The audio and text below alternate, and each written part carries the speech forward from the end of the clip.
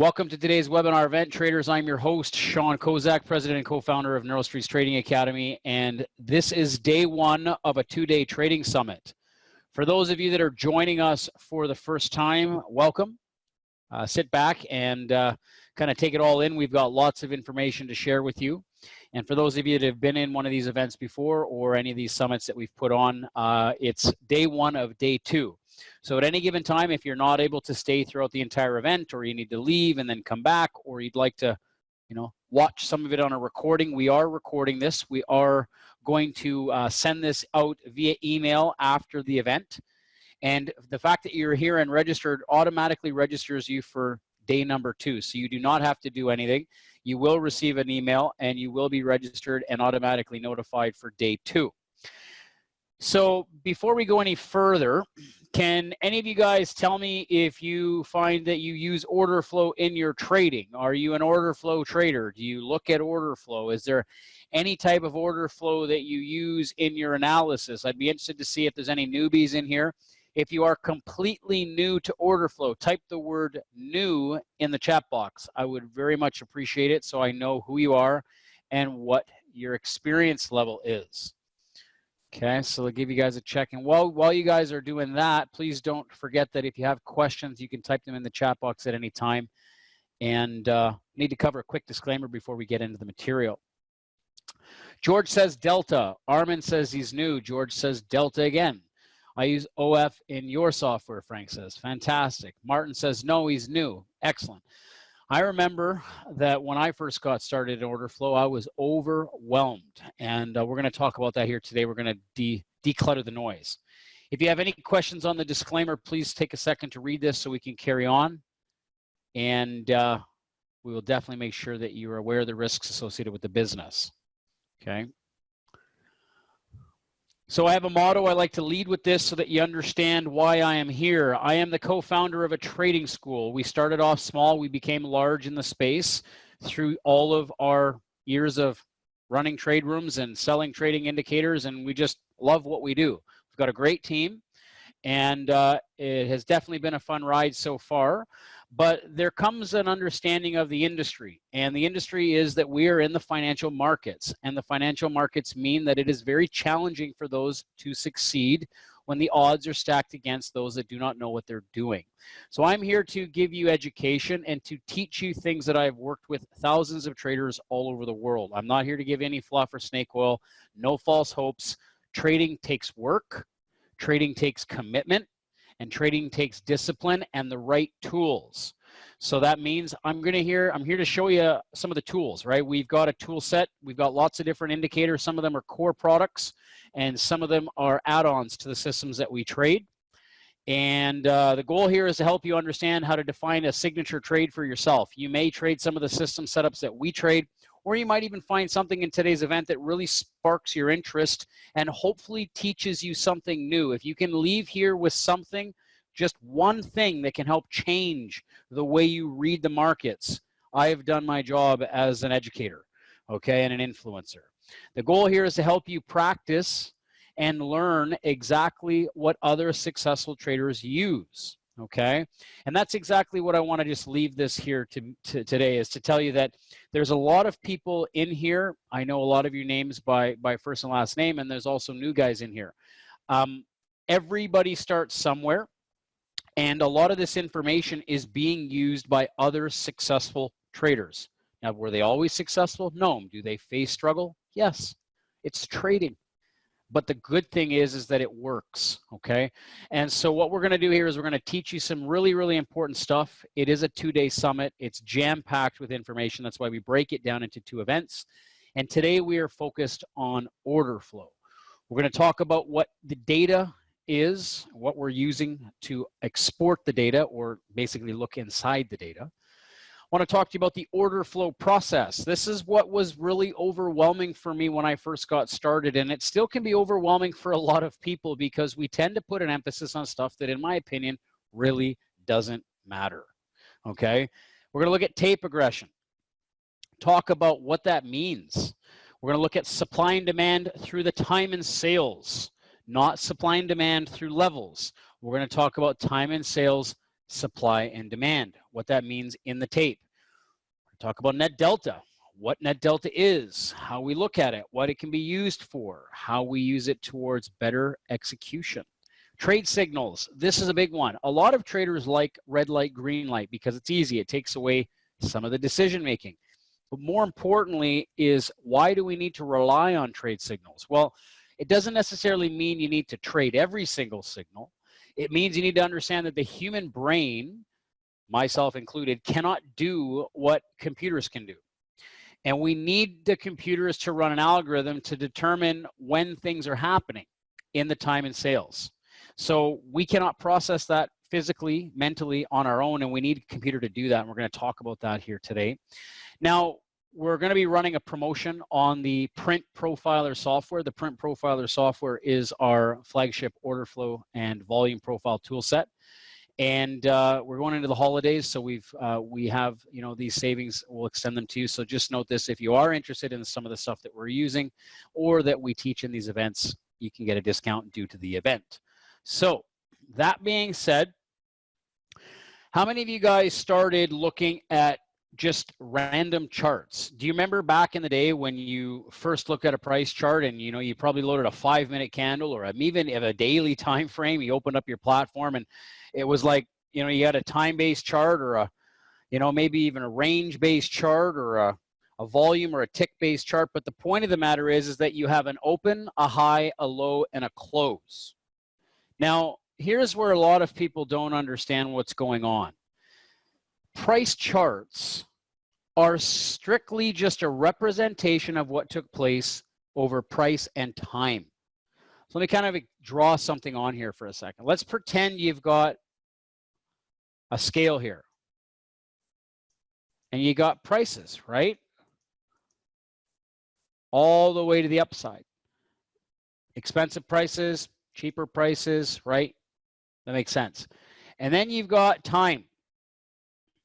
Okay? Time is unfolding. And here's what people don't understand is that all a candlestick chart does, or a range chart, or a Renko chart, or any chart at that matter, is it tells you the high and low of a price bar, the open and the close. It's just a way for us to read what took place between a specific window in price over a specific window in time. Now, that to me is useless information. You say, Sean, well, why do you teach it? Because we need to have something to start with. If we know that a price chart is strictly there to read data coming from the exchange, it's representing the decisions of human beings across the world. Everybody and their dog, from the retail trader sitting in his basement to the hedge fund manager down on Wall Street, they're all looking at price charts for the most part, making decisions as to how to read price and time. And they're using a whole bunch of different indicators to make decisions. But a price chart is still a price chart. So that kind of leaves us to this one question. How do we know what's going on inside of all this noise, right? And that's a really important question, because once you realize that there's another picture to be told in here, rather than just blindfolded data, we can really start asking questions like, what do you mean there's data inside of the data? And how do I use it to my advantage? Because that's what traders need to do, is they need to use things to make it easier for us to make a decision, so that we can trust our abilities more and have a way to ascertain probabilities to the best of our ability. Well, that's exactly why we have order flow. Now, order flow is as simple or as complicated as you need to make it. Let me repeat this. Even myself made it overcomplicated when I first started. I got real excited about all the bells and whistles, the numbers, the flashy signals, the process, all of it. But as you become more experienced and you start to realize that order flow is always taking place, no matter what happens. And it's our job to make a decision as to when to use it to our advantage. Because no matter what, you cannot have an auction without order flow. You need buyers and sellers to process trade. However, it doesn't necessarily mean that order flow is relevant the way that we need to trade it, or the way you need to trade it, or when used with some of the other tools that you're using in your strategies, okay? So what I want to do is I want to talk about how the order flow process unfolds. On the left, you're seeing a number 1. This is what we call a dome or a price ladder, you know, depending on the platforms that you're using. This is a NinjaTrader example. But for the most part, it starts in what we call inventory. And inventory, okay, inventory is here. Now, the reason we call it inventory is because there's going to be a whole bunch of traders placing orders up here, and there's going to be a whole bunch of traders placing orders down here.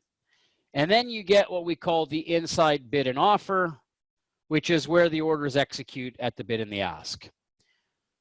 So you got a bunch of sellers above price. You got a bunch of buyers below price. Okay.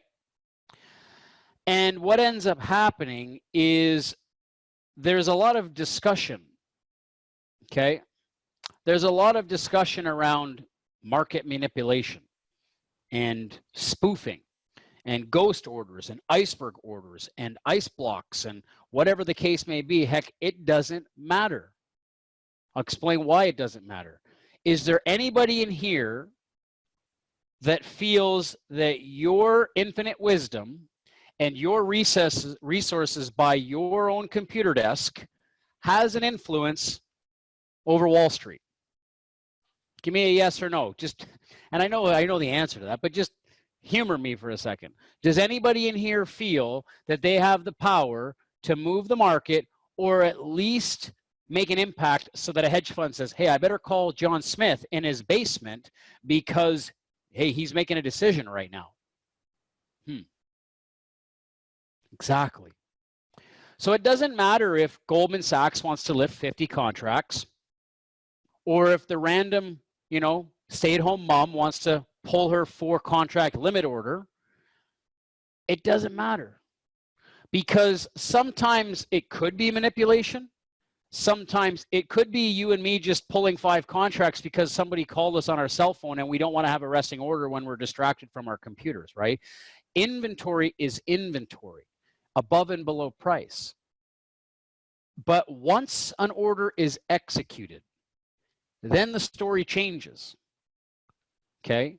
The story changes when there's a timestamp in the market. A timestamp in the market is referred to time and sales. Time and sales is like going to the grocery store and buying chocolates at Christmas. You go up to the counter, you get a box of those nice fancy gold wrapped Ferrero Rochers. Who in here doesn't love those? Can't wait for the cheat meal this Christmas.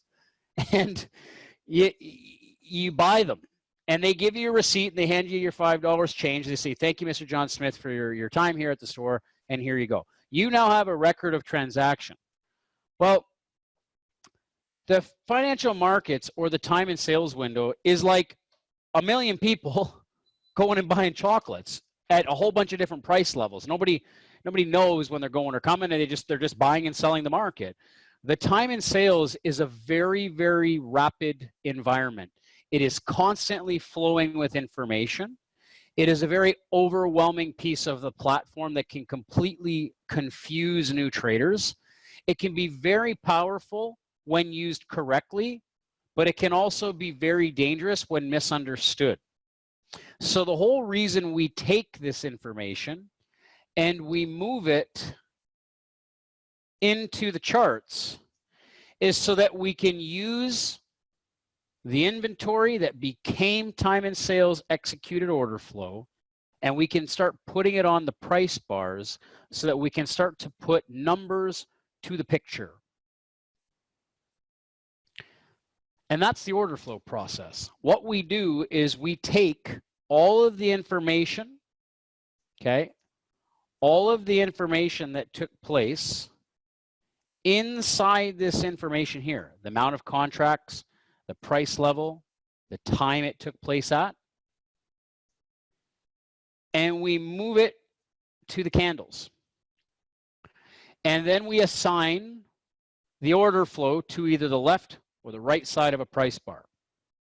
And there's a reason for that, because we need to understand who's buying and who's selling. Right? Who's buying and who's selling, and at what quantities, and what type of an impact could that have over price direction and trade location. So let me kind of go to the charts here for a second and show you what that looks like. Okay, this is a chart of the ES 0320 contract. You'll see here that I've got the dome, and you'll see there's a bunch of orders sitting here in the dome: 258, 319, 472, 395, 404. Okay,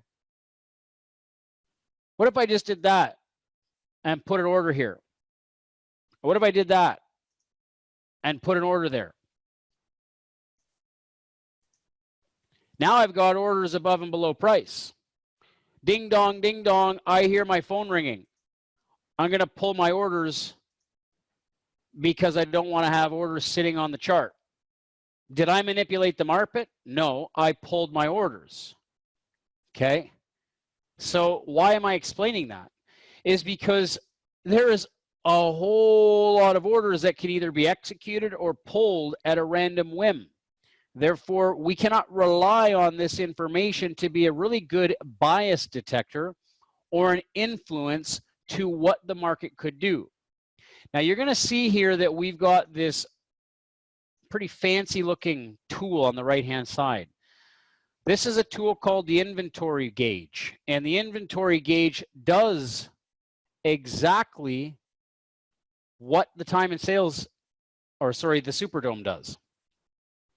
So instead of using a dome, you can see here 233 at the top. Isn't that 233 up there? 347, 347. 487 is the largest asking price level by sellers in this environment. It means there's 487 orders parked at that price level. Could it change at any given time? Yes. What about this 497? You see how it just shifted? You see how fast it is? Oh, back to 522. That's the problem with order flow. Traders don't understand what's going on. Well, what if somebody down in Chicago has a plan to move $5 million worth of the ES contracts over the next 3 days? And he has to do it at a price level that's XYZ better than XYZ. And that means 500 contracts now, 500 contracts later, 2,500 contracts later on. Could he break all that up? Sure. That's why you see such large orders on contracts like the ES, and even in other markets. It's all relative to the market. The point of the matter is, how does that really influence our decisions? It shouldn't. And therefore, relying on the dome, unless you're an order flow trader that specifically reads price ladders, it can be very complicated. Now, let me ask an audience poll in here. How many of you guys find you're able to read through picture memory rather than numerical memory? Give me a P or an N if you find that you can easily visualize pictures as opposed to a bunch of numbers coming at you. What do you guys feel is easier to read and understand? Ah, right. Okay. So let's get rid of this. And let's move the dome over here and get that out of the way now. So now we've removed the need for the dome. Okay. So now you can see that inside the inventory, we have an inventory button that says inventory on or off. If you want to see the inventory, you can. For the most part, it's what we call intent order flow. It's the intent of buyers and sellers, right? Nobody really knows what's going to happen. We just know that there's a bunch of sellers above price, a bunch of buyers below. We'll have to wait and see what happens. So let's turn it off. Let's talk about the numbers. If we got a whole bunch of contracts coming in here and you see this going up and down, or just down because it normally just goes down and it's flushing the market, tons of orders, or a breakout happens, or a big surge of news comes in, right? You get a bunch of orders coming in. How many of you guys think it would be easier to learn how to read the chart with the numbers as opposed to trying to watch that with a whole bunch of numbers just coming in like a floodgate? Give me a yes or no if you think the chart is easier to read than a number ladder like that. Give me a yes if you feel that that makes sense to you. The chart. So we don't need the time and sales anymore because that's why this chart was existing. That's why we use an order flow chart. Now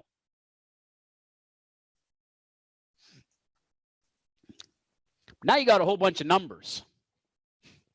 And that's where traders get confused. It's like, okay, well, I've made it simple, but now I still feel confused. I got numbers all over my chart. What do I do? Show me how to make money, Sean. Okay. Well, let's start breaking this down a little bit easier so that we can make a little bit more sense of the data. We've now gotten rid of the inventory, the time and sales, and let's look at the charts. Well, you need to understand what the numbers are telling us. Remember this, that's the time and sales data. So when you look at time and sales, we just got rid of the ladder. We're putting time and sales on candles. So when you look at that, we need to be able to read what that's telling us.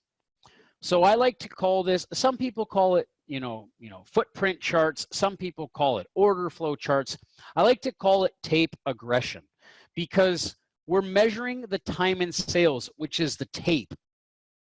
We gotta kind of strip through the marketing jargon here and think about what is it really telling us.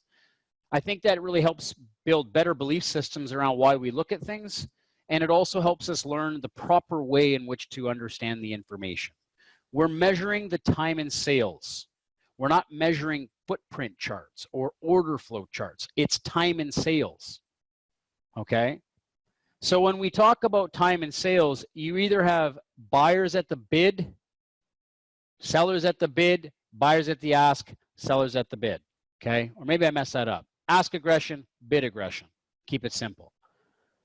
So the concept is when you have bid order flow aggression, bid order flow aggression is on the left side of your price bars, okay? Bid order flow is when sellers are going to the bidding price. When you have ask order flow aggression, you have buyers going to the asking price, okay? So let me kind of explain this in an easy to read environment, okay? In a time and sales, I've got to turn that back to black, okay? In a time and sales, you got one big ticket with a whole bunch of information going like that. You got numbers, okay?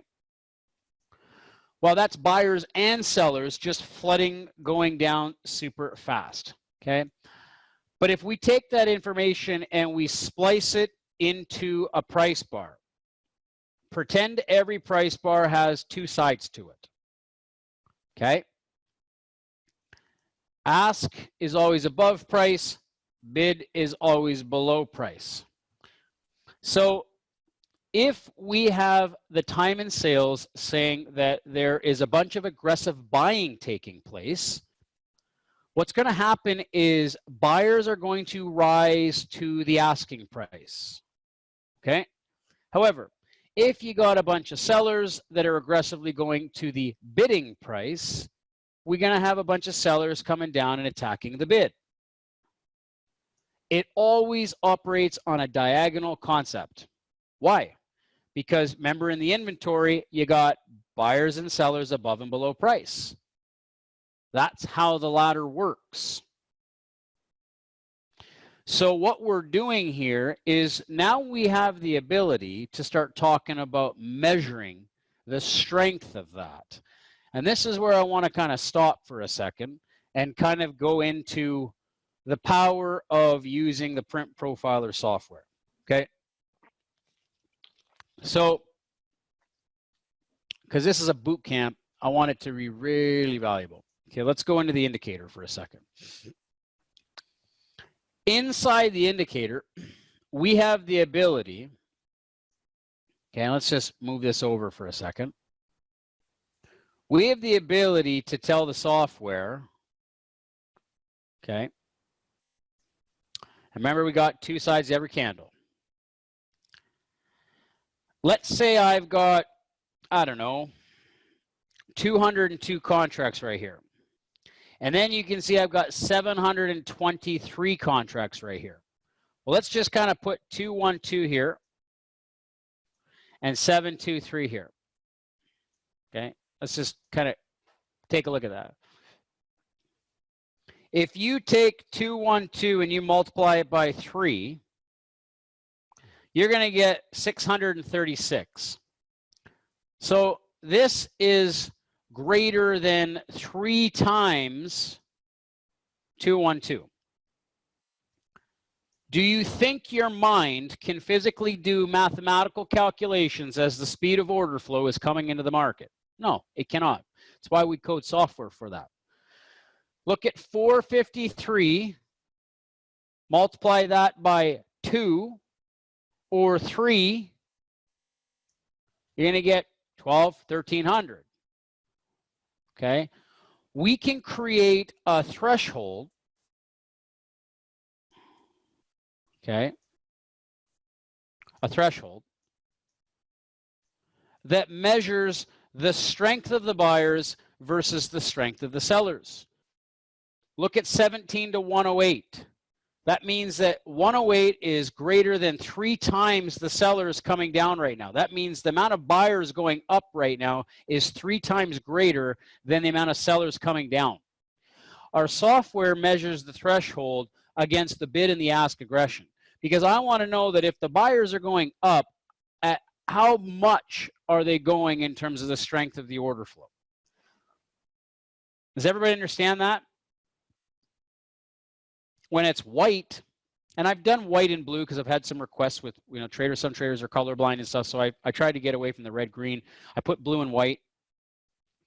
You got 1166, 2969. That means as the sellers came down, they were 3 times stronger, or 2 times, 2.5. I think I have it set at 2 times or 2.5 times.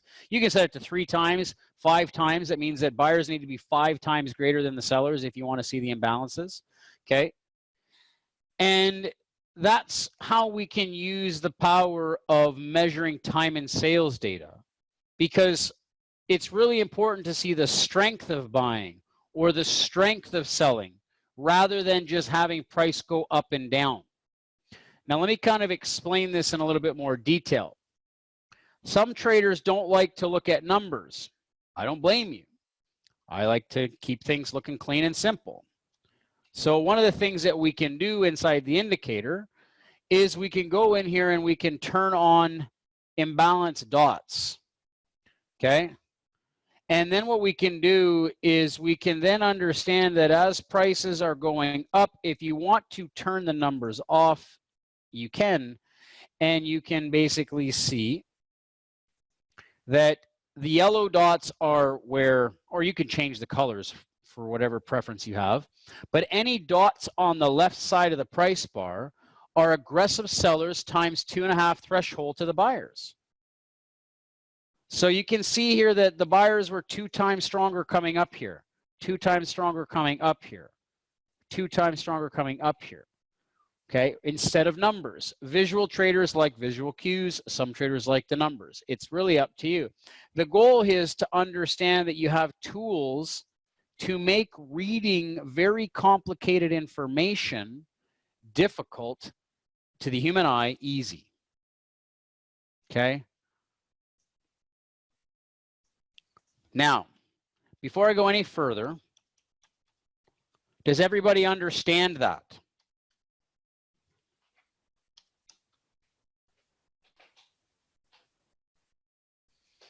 Give me a yes.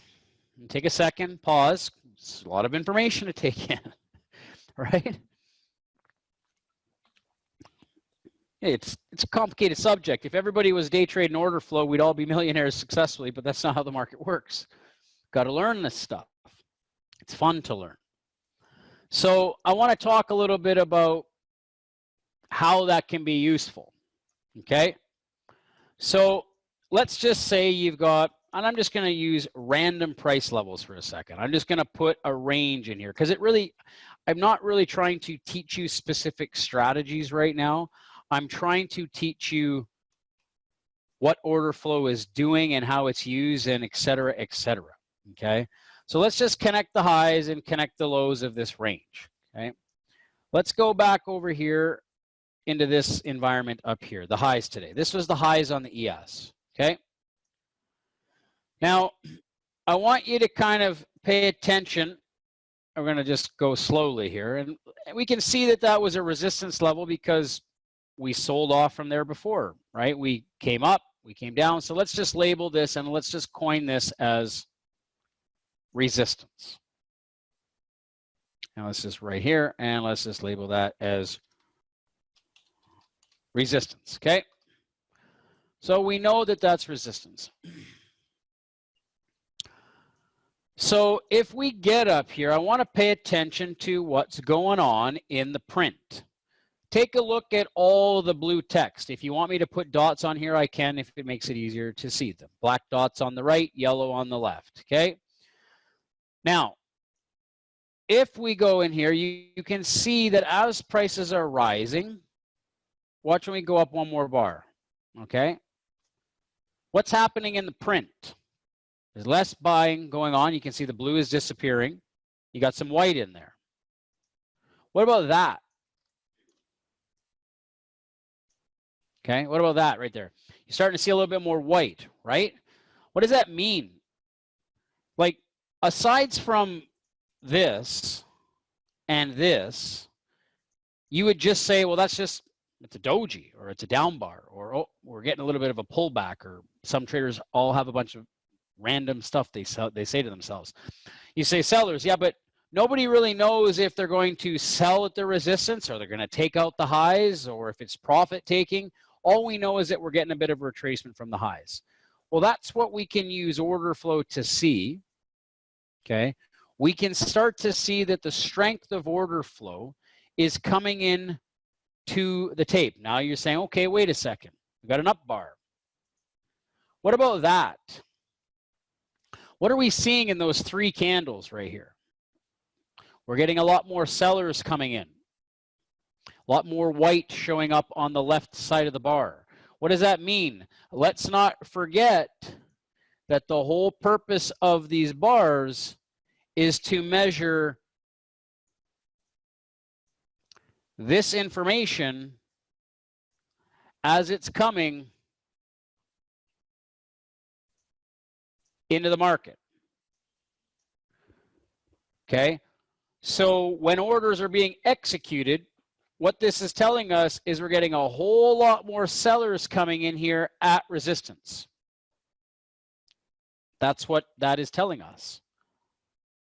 And so if we were to watch what happens on the next bar, price starts to drop. Now, does that tell us that it's going to continue dropping or that it's going to give us a huge trade? No, this is the order flow process. The whole concept of the boot camp is to explain order flow, okay? Teach you everything I know about order flow. And so what we can start to do now is we can start to start thinking a little bit about how to make this easier for us to trade, right? How do we start to use this to our advantage and make it a little bit actionable for us to start executing trading decisions, okay? Because like I said before, order flow alone can be rendered useless unless used in the right context at the right locations, because you got order flow happening all the time, right? You got order flow happening all the time. So let's kind of go in and talk a little bit about how we can measure supply and demand from the print. So you'll notice here that I've put some zones on the chart. And if you look at those zones are created around the dots. They're also created around the numbers that are highlighted. The reason we call supply and demand from the tape different than supply and demand from, say, Levels software is because it's calculated based off different information. So when you look at supply and demand analysis like this, we've got several supply zones, but they're very tiny. Now they can be as big or as small as you set the software to be. So an example like this is I've got it set to 4 price levels. So I need 4 levels of aggressive selling in the tape and a bar to close for us to print a supply zone. But you can see what happens when price gets to those areas. Price reacts. Now, supply and demand from the tape can be very, very good for scalpers and day traders.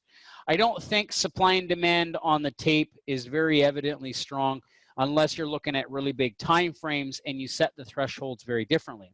But for day traders, if you're looking at scalping with very tight stops and you're looking to maybe combine these areas around other areas or indicators that you're trading off of, it can be very, very, influential to the outcome of your trades. Another example would be a demand level like this. You can see that the demand zones are basically wrapped around the dots or the imbalances on the buy side of the candles, right? And when price gets into those areas, it's because it's aggressive buying at those price levels. So when we start talking about measuring the strength of the order flow in the tape and we start wrapping supplier demand zones around it, that's exactly what this is for. So let me kind of go into the charts for a second and kind of go in and start turning little features on here. Let's go in here. We have a zone section. And there might be some broken levels in here. Take a look down here.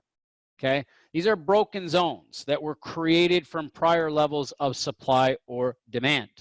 Now you'll notice here how I have it set to 4. If I go into the indicator section, we have the ability to go and make it a little bit more less restrictive. Let's go to the zone display section. You'll see here it says minimum ticks. I could set this to 3. Okay, hit OK. And by definition, it should pick up different zones. It should pick up zones that are a little bit more responsive.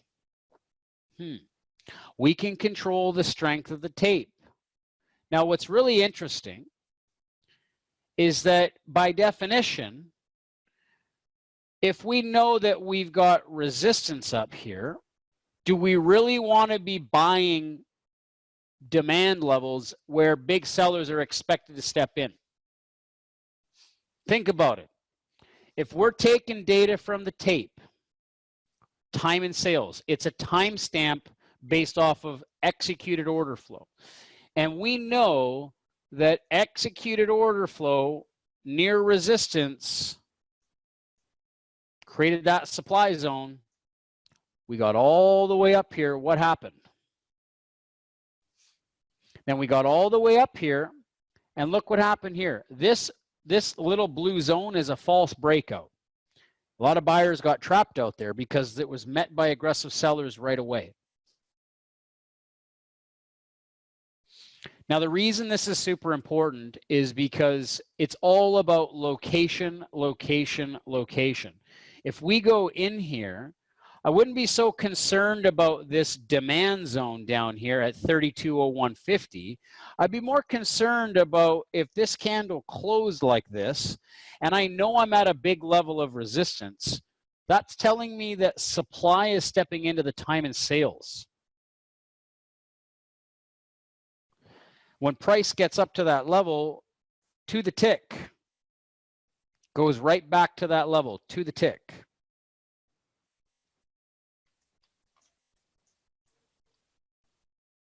What happens at that supply zone? Drops right back out of it. Remember, we're at the top of the range, going into the middle. Price comes back down. Price comes back down. Do we really want to be buying demand at the top? No, it's going to blow right through. And one of the things I find about supply and demand levels is that depending on how you trade, you might not be comfortable just taking trades based off tape data because it's very, very tiny price actions. Price can go through 3 to 4 ticks very quickly depending on the market. But let's say you have other indicators up here that is telling you that we're at resistance and we have another reason to sell. The tape data can be very, very useful for going into the data and seeing what's taking place. Down here, I wouldn't be interested in supply at all. Okay, I wouldn't be interested in supply at all. Up here, I wouldn't be interested in demand at all. because it's at the wrong side of the market. You can see how things fail in the middle. I don't like taking things in the middle. Okay. Now, to me personally, I find the tape to be too responsive. And that's just me. A lot of traders swear by it. They can't trade without it. So it's a preference. Okay. It's a preference. Let's go in here. Turn off the zones. Let's go back into the data.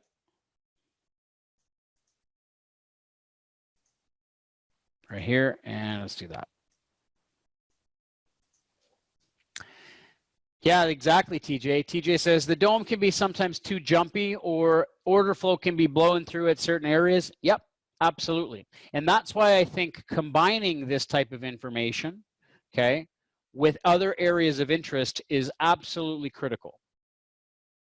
Okay, so what I'm going to do now is I want to transition over from looking at zones to looking at what we call delta. Now, delta is either reading positive or negative. And the reason I spend so much more time on the deltas as opposed to all the independent levels of price is because delta gives me a net relationship of the entire bar's order flow equation. So rather than just relying on, let's say, a couple price levels, or a couple here or a couple here, right? I get to take all of the buyers and all of the sellers, and I get to take the net sum of them, which gives me a better total of the overall sentiment of that price bar. So when we talk about net delta of positive 292, what we're doing is we're subtracting the bid from the ask, okay? And we derive ourselves at 869 contracts minus 577, which leaves me net 292. Well, net 292 tells me that the net sum of this price bar had positive order flow in that environment. Does that mean that it's going to go up completely? No, it just means that the order flow equation was net positive. Okay. Now, on the sell side of this, net negative. It's the exact same thing. The only thing is that you do the math. And if you have an abundant amount of sellers, okay, you're going to have net negative delta. Now, why do you think that delta could be a better read of sentiment as opposed to order flow in the bars? Anybody have an opinion on that?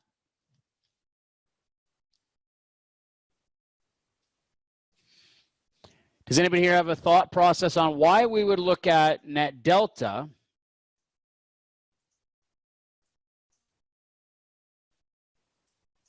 as opposed to order flow in the candles? And I'll tell you why. Because a lot of times what's going to happen is net delta gives you a bigger picture view of what's taking place at that environment. Let's go back over here to this example. Okay, back up to here. Okay, let's say we're coming up. We're coming up to that resistance level, right? You can see that as price was rising, delta is positive. Wait a second. Now we got something worth discussing. We've got prices going up, but on negative delta. What do you think's happening right there? That's the fun part about using order flow delta as opposed to looking at all the price bars. Anybody have a thought process? Think about this. What about this candle right here? You got prices going down on positive delta. You got prices going up on negative delta. Prices were trying to go lower. Buyers are stepping in as prices are coming down. Prices are trying to go higher, right? Jody says absorption of buyers if net negative delta on an upward move. Yeah. More importantly, it's not normal.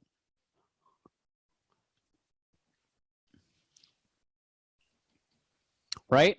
It's not normal.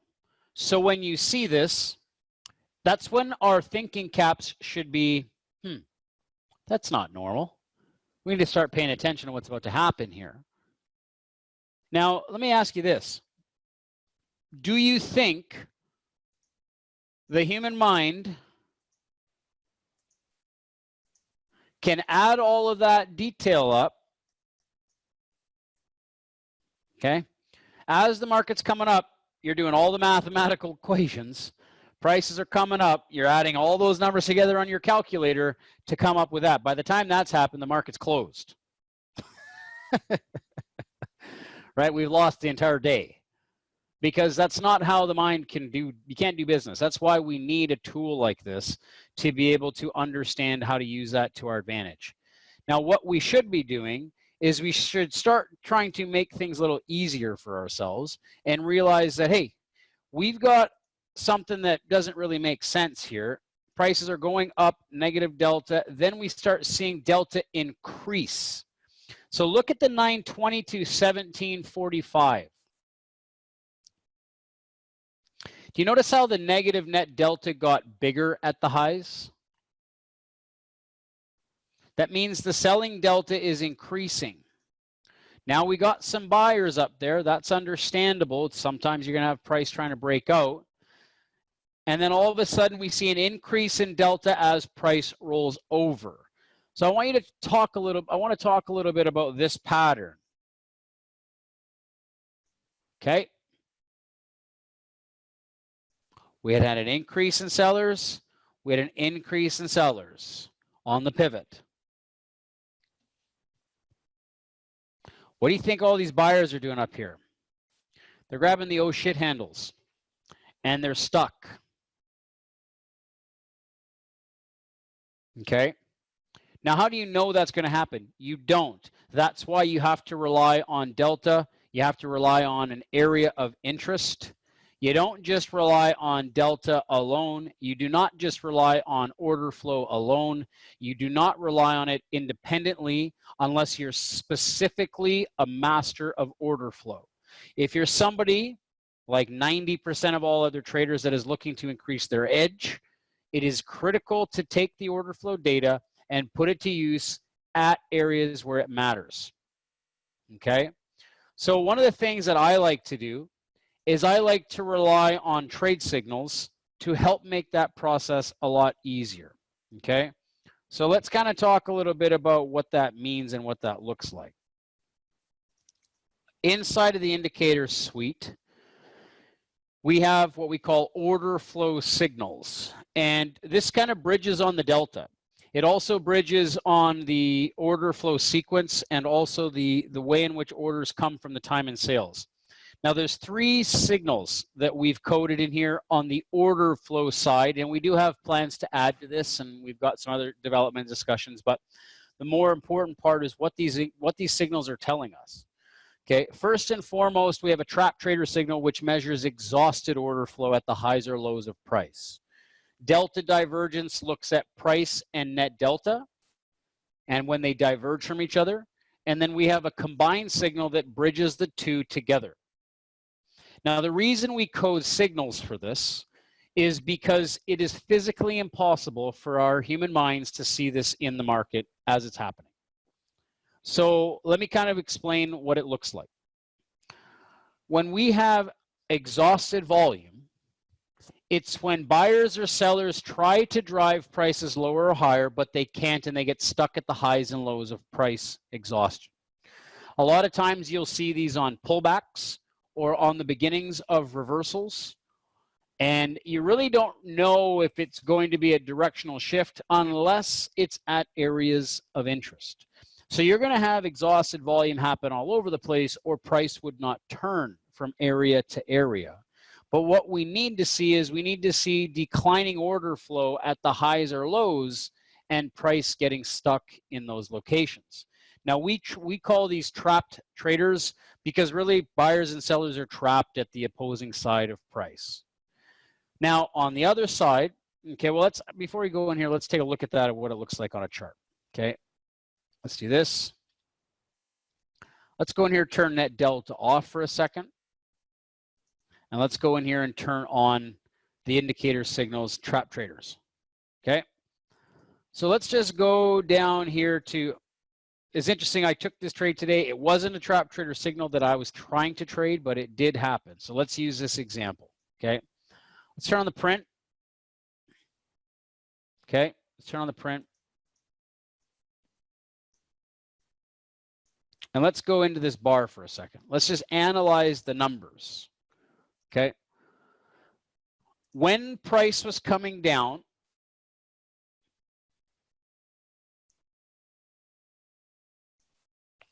I want you to pay attention to the math. Orders were still increasing from 556 to 1117. They were still getting bigger, but then they started to drop again. And then it dropped even more. 1, 2, 3 declining orders at the exhaustion point. So what we're doing in the time and sales is we're measuring the amount of exhaustion, and we can set this to 4 levels, 3 levels, 10 levels, depending on if you're looking at larger time frames, right? But normally 3 is the sweet spot, right? If you want to increase it to 4, you could, okay? And then as price trades up and closes, this trap trader signal will appear on the chart. Now take a look here. You also got a trap trader short signal, the price candle above it, right? I mean, how do you know which signal you should be trading? That's the question that you should be asking. Not, hey, Sean's got nice software and we should buy it. It's, how do I take the signals and put them to use for me to make money and limit risk? Well, let's talk about this sell signal versus the buy signal. This sell signal went 1911, 856, 333. Okay? So that's important. Prices, as prices are trying to get higher, they're getting higher on less and less and less buyers. Well, the human mind cannot see that in the time of sales or even when it's happening. It's happening so fast. Well, why would we want to not pay attention to this and pay attention to the long side? Well, because it has everything to do about location. Where are we in the range?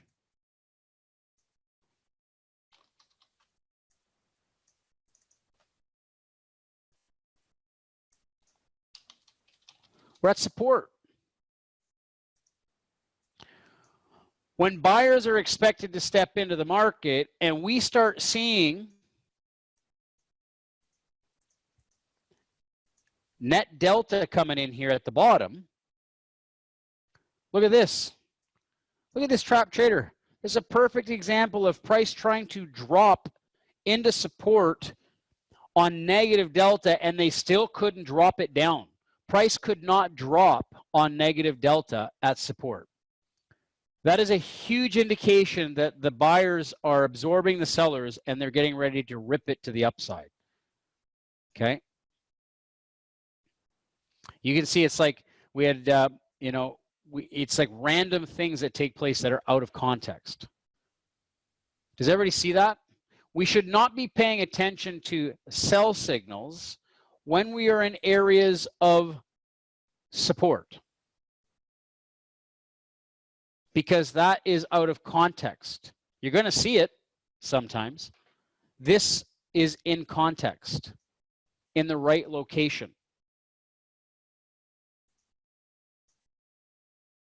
Let's go over and talk about a different example, a different signal. I want to talk about delta divergence. Normally, you have a momentum oscillator. Let's say this is a price chart, right?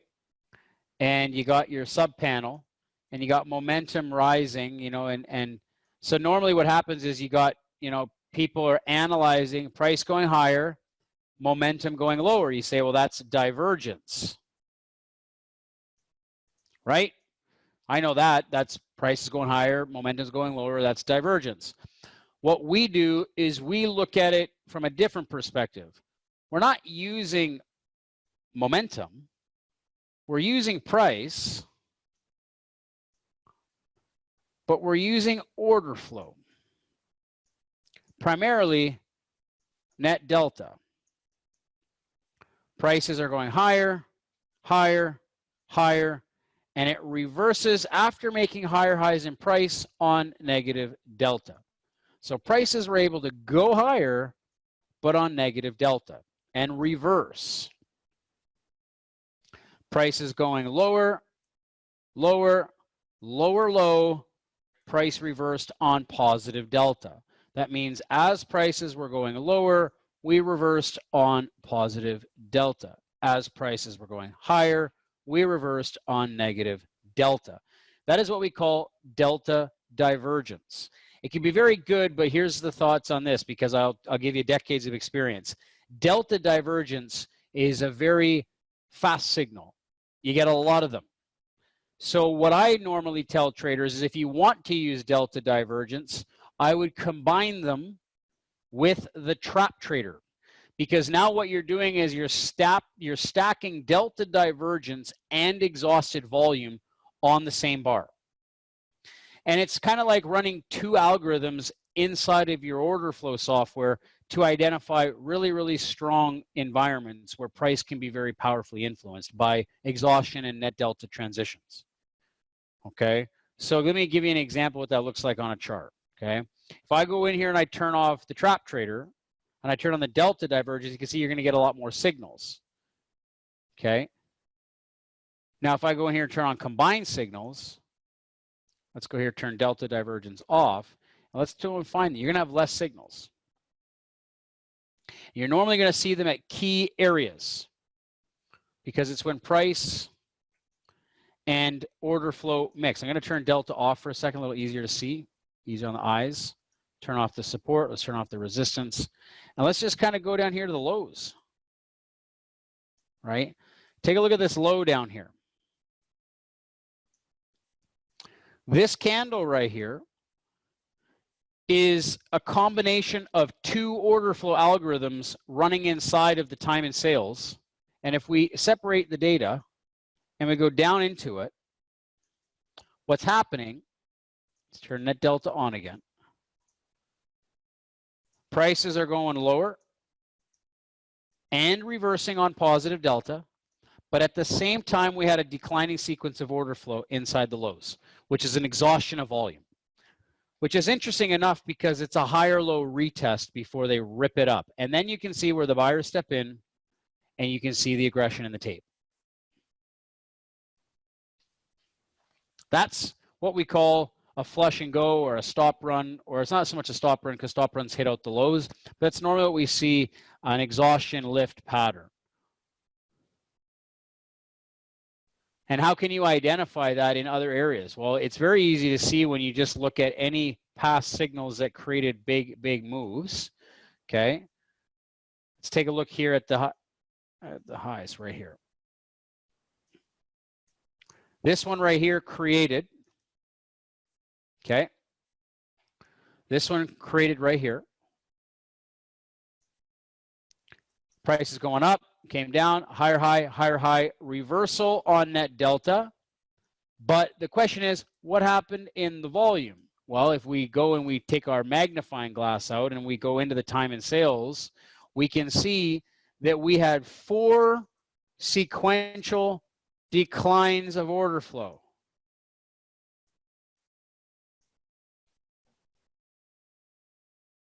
$10.13, $9.04, $3.44, $30. How the heck can a human being count that and still try to trade at the same time? We can't. But we can use the signals to help us identify that, hey, this is some pretty important information in areas of interest. So when you start taking this type of data and you combine it to areas like ranges or trends, and you start looking at areas where you know that this was a value area low this morning, and you know that that was a value area high in market profile. And when we start taking the data and we start putting this data into context, the signals down at the lows, what is that telling us? Why do we not want to be looking at sell signals trying to take this out? Because that could be a potential attempt for a breakout. What about the signal that came up here at this high? I mean, it's a lower high off the range, but it's still a signal near resistance, right? That's the things that we can start using order flow to really start putting power in our side. And when you start really kind of understanding why that's important, that's when you can start leveraging the simplicity of order flow. And if I can leave you with this, I think what's really powerful is that we keep it simple. Signals, very powerful. Trap traders and combined signals are the most powerful signals you can use in here. Net delta, super powerful. Using the order flow is good if you choose to see it. A lot of traders are going to come in here, turn the numbers on, turn the dots on, and use the visuals.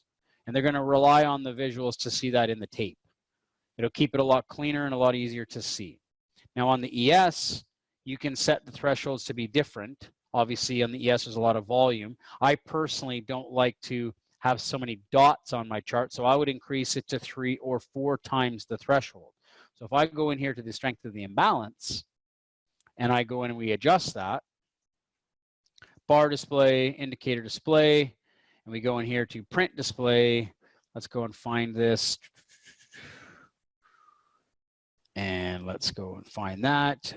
Threshold,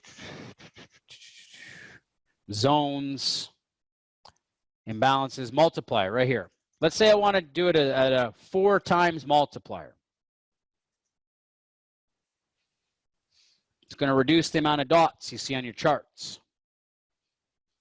Maybe we need a little bit more. Maybe you want a 5 times multiplier. We'll go in here and we'll adjust it.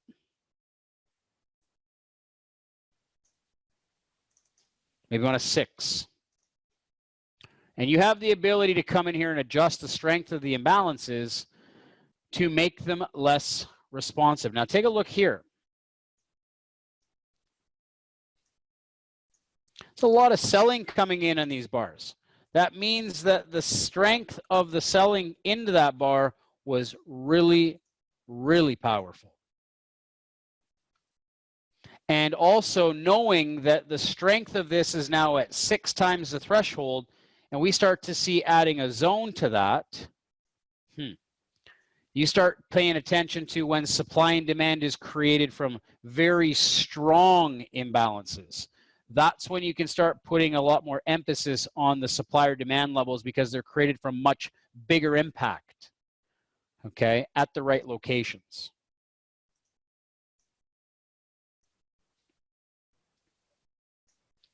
So let me ask you this. Did you learn anything from today? Did anybody here learn something new?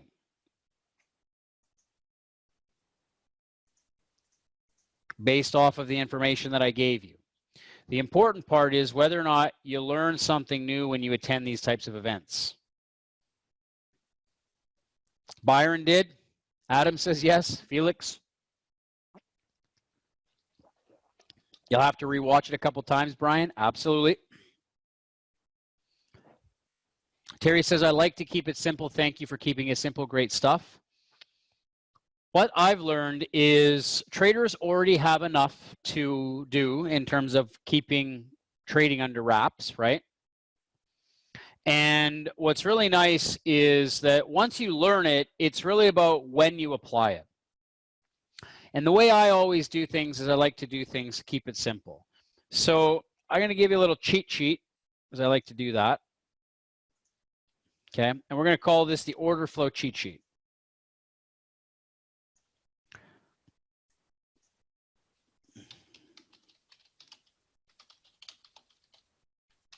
Number 1, net delta trumps individual price aggression. Number 2, time and sales zones are only important at areas of interest. Trade signals are best at areas of interest, okay? Trap Trader and TDL/TDS are best. Delta divergence is too fast.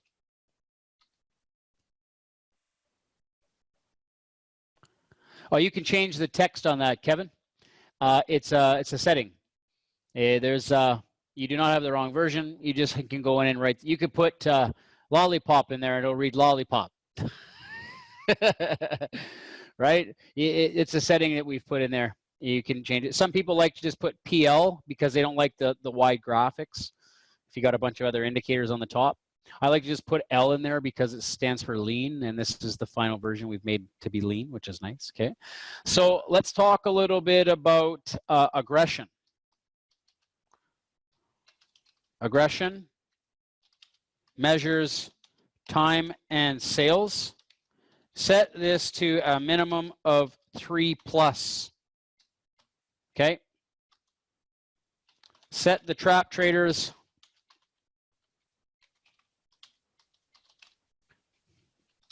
to minimum 3 sequential declines in volume exhaustion. Okay. Let me ask myself a couple more things. Give me a second here. I know I had a few more in my brain here kicking it for you. Let's talk about keeping it simple.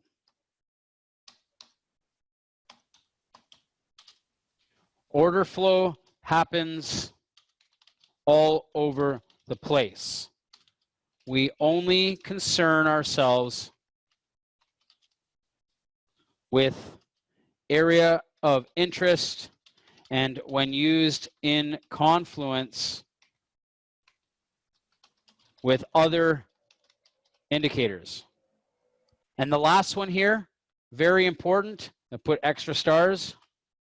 If you only trade order flow and rely on the inventory, time and sales and print aggression chart, then stick to this and only this, as it requires a skill set of its own.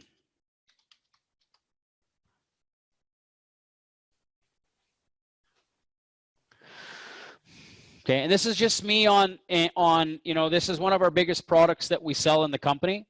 It's one of the biggest sellers because it's an all-inclusive environment. Now, here's the thing. This is the order flow cheat sheet. I have one for micro volume profile tomorrow.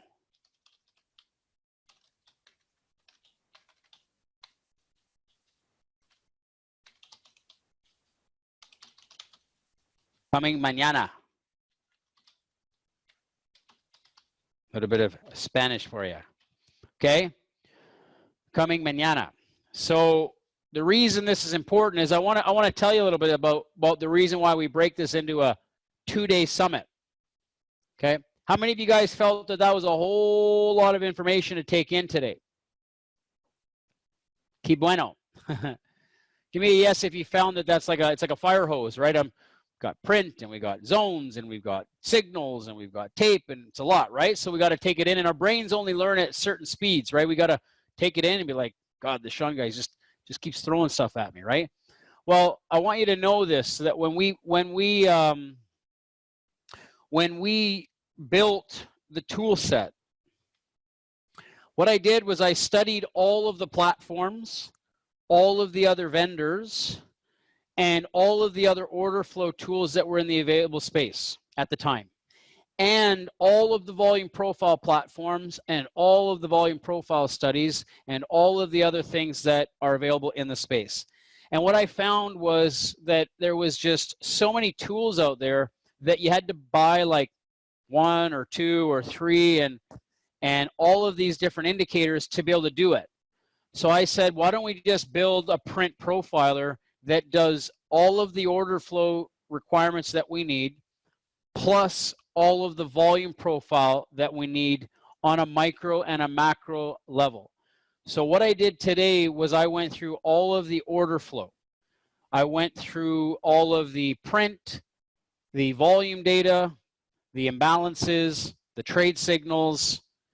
We did not go into delta spread analysis because I do that on an independent event, which we've had in many times before. I went over the inventory and we went over the zones, okay? What I'm gonna do tomorrow is I'm going to go over bar volume profile, profile composites, developing profiles for back testing, understanding manual drawing of profiles, volume averages, and how we bring this all together for what I like to feel like the only order flow and volume profile tool that's absolutely necessary for entry charts. Like there's a lot of great stuff out there, but for me personally, I just wanted it all in one environment. So if you're somebody that found this interesting and you think that it's something that you can benefit from, here's a cheat sheet. Let me save that so that we can use it tomorrow. Order flow and volume cheat sheet, and I'll put Summit. Okay. Perfect. And I'll keep that for you guys tomorrow. The bars at the bottom are the delta spread analysis. So that is a complete separate integration for just delta. And we've had webinars just on delta spread analysis because it's an independent discussion. And so if you're interested in just learning about the deltas and what the delta spread analysis is, we have webinars, lots of them on it. So just send us an email, Robert, and we can get it over to you. Because I find that the delta spread is a completely different discussion because it only relies on volume and delta strength by itself. And it's a webinar on its own, right? This is like buying a Maybach, right? And then putting the Ferrari inside of it. Okay, so a couple things here, guys, just to kind of summarize everything we've done. If you found this informative and you like what we've got here, as always, join us tomorrow. I'm going to give you a link for the Print Profiler software for anybody in here that would like to save some money and invest in themselves on using this tool. I've put the link in the chat box, okay? It's a pretty good discount. It's almost pretty much half price. And you get it for 2 computers, unlimited support, usage and settings, videos, and training. Let me kind of go in and show you the training videos on this and where you would locate this. What I do want to make note of is that we are doing an event tomorrow. And you'll get an opportunity to see the other side of the indicator and what it's doing. But if you like the order flow side, the link is in the chat box. The event for tomorrow is here. You do not need to register. You are already registered because you were here. The fact that you've been given this link and you joined us, you're already in the list. You'll get it and you'll get all the follow-up emails and all the details, okay? Tomorrow we're gonna go over micro, macro volume studies, cluster analysis, 2 and 3 bar volume cluster patterns, volume averages, volume divergence, and profile composites, okay? It's a master's degree in volume profile, all right? And what I'd like to do is I'd like to show you that when you do get the tools or when you do use the tools or you decide to purchase these, I'll just show you exactly what the process looks like. And so you'll get an email and you'll be given a username and a password. Many of you guys probably already have one if you're members of the trade room or whatnot, or other indicators. And you're going to have a My Software tab. So you're going to find the Print Profiler is down here somewhere. Right there. Okay. And when you come in here, the zip files are here. Licensing instructions, order flow, and usage and settings. So this is important. I filmed 2 different training videos on order flow, usage, and settings. And then I filmed a video on volume profile. Okay. There's a user documentation here as well. And obviously any webinars and trade room recordings and stuff you'll have access to if you're a member of our programs anyways, right? So please note this, that it is very comprehensive. It'll take some time to read it and understand it, but it is very valuable. And once you learn how to read order flow and data like this, then you'll definitely be in a better place than you were before you knew it.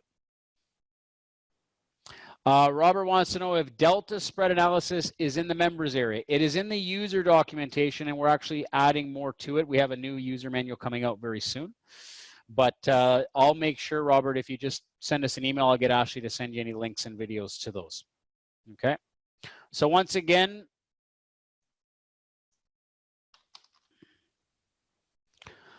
Jerry's asking, can I use TradeStation with this indicator? Not yet. Not yet. Eventually, someday, we'll have all of our products over there. Possibly. Not sure yet. Some of the coding language is quite difficult on their platform. You know, it's, you know, being able to realize that some tools are available to us through the benefits of Ninja's platform. It's one of the reasons why I love Ninja so much, is because their development, they're very developer friendly and they're very customizable. TradeStation's been around for a long time and they're a great platform, great group of guys over there, but I find that a lot of our indicators are very advanced. So it just depends on the code language and the restrictions. And it's, so if you are using TradeStation and you would like to use this, you'll definitely need to get access to Ninja. I use the volume. Iqbal is asking, you did not use order flow during the trading session today? I used the volume. So I use the volume data that's coming tomorrow. Yeah. Absolutely. So is there any other questions that I can answer for you guys with regards to order flow? I want to thank you guys for being here. Thank you for your attendance. Appreciate all of the like-minded traders. Did you guys enjoy the event? Give me a yes, no, maybe so. Feedback's always welcome, but more importantly, I look forward to seeing you guys tomorrow morning if you guys are trading with us. Frank, we're going to send that order flow cheat sheet out tomorrow after the event, because I'll have all the rest of it.